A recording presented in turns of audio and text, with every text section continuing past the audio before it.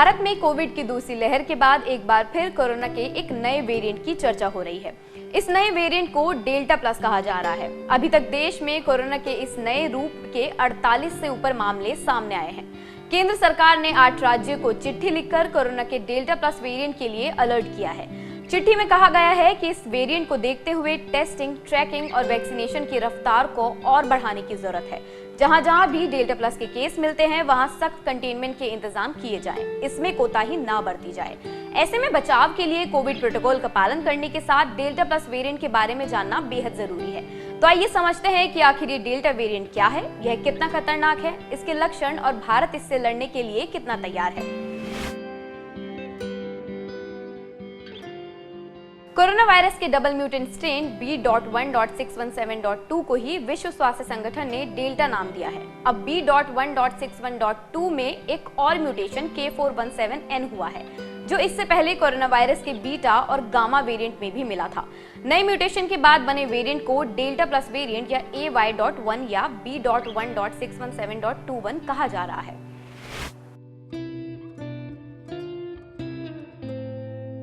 National centre for disease के director doctor Sujit Kumar Singh कहते हैं कि चूंकि डेल्टा वेरिएंट पहले से ही वेरिएंट ऑफ कंसर्न है, इसलिए इसके सब लीनिएज को भी वेरिएंट ऑफ कंसर्न ही कहा जाएगा।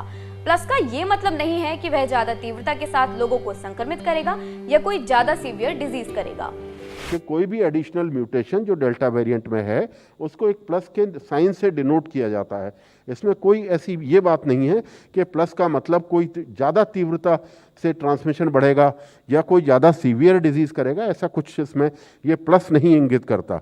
बाकी अलग साइंटिफिक एविडेंस करेगा तो हम निश्चित रूप से आपको उसके बारे में अवगत कराएंगे।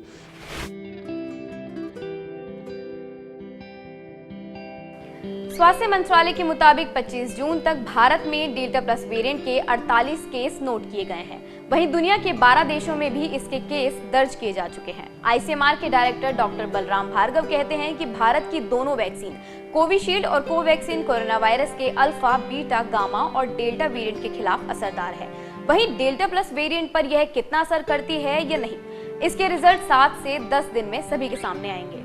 Covishield and Covaxin work against the variants of SARS-CoV-2, alpha, beta, gamma as well as delta. That is well established for these two vaccines to check the vaccine effect, and this is ongoing and we should have this results in about 7 to 10 days time whether the vaccine is working against the delta plus.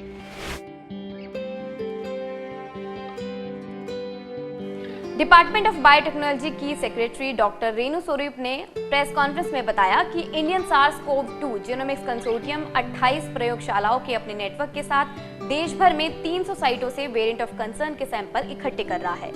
INSA-CoG अस्पतालों से vaccination के बाद री infection, गंभीर मामलों और संक्रमण के सैंपल्स की भी जांच कर रहा है। स्वास्थ्य मंत्रालय के अनुसार 25 जून तक देश में 45,000 से अधिक सैंपल्स कलेक्ट किए गए हैं, जिनमें से कुल 48 केस डेल्टा प्लस वेरिएंट के मिले हैं।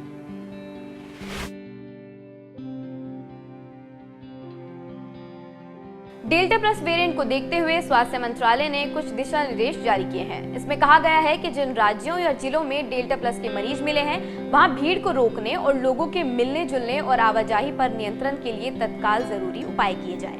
इसके साथ जिन जिलों में डेल्टा प्लस के केस मिले हैं, वहां तत्काल प्रभाव से कंटेनमेंट जोन बनाए जाएं। पाबंदियों का सख्ती से पालन कराया जाए। कोरोना संक्रमित पाए गए लोगों के पर्याप्त नमूने तत्काल भारतीय SARS-CoV-2 जीनोमिक्स कंसोर्टियम की प्रयोगशालाओं में भेजे जाएं। आज की इस वीडियो में बस इतना ही।